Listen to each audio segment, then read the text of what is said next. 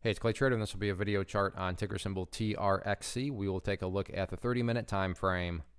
Real quick, what do I mean by 30-minute in case maybe you're new to charts? Instead of just one of these candlesticks here representing 1 day's worth of price action, which is what you would normally see, each one represents 30 minutes. So while this here may look like several days worth of time, it's actually just today's price action broken down into 30-minute time slices. I like to do this time frame. I think that's a good job of telling the quote-unquote story of the price, and then makes mapping out levels of support and resistance a bit easier to see.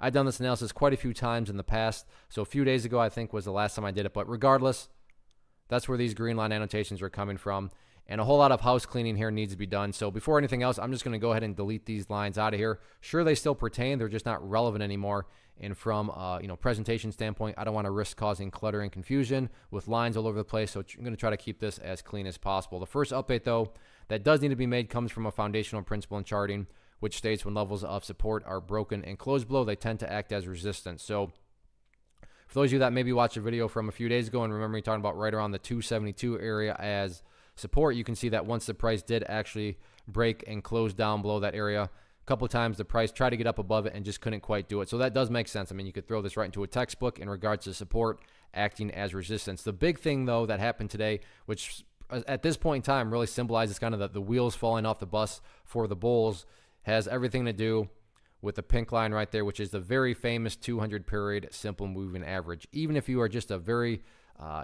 have a surface deep understanding of charts, I'm sure you've heard of the 200 period, and you know that from a bullish perspective, that is when the price is above it, you want to see the price stay above it. And today, not only did the price it's not like it just slightly broke below it, it closed below it and then just kept drifting further and further and further downward. So this was a clean cut break.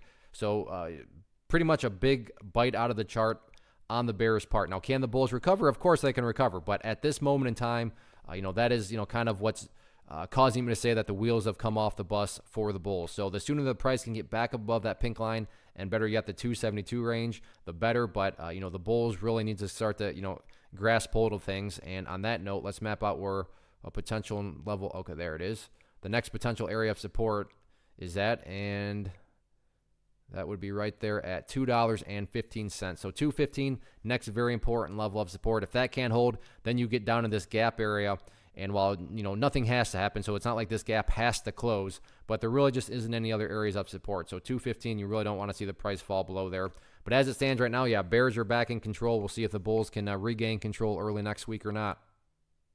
One of the biggest questions that I get is, hey Clay, how do you find the stocks that you trade? So what I've done is put together a free resource guide where I talk about the tools that I use to locate stocks that I find interesting and think may have potential. So if that sounds like something that could add value to you as a trader, then click on the image that is up on the screen right now and I will email you the guide. The guide itself is very short and to the point, and best part, it's completely free.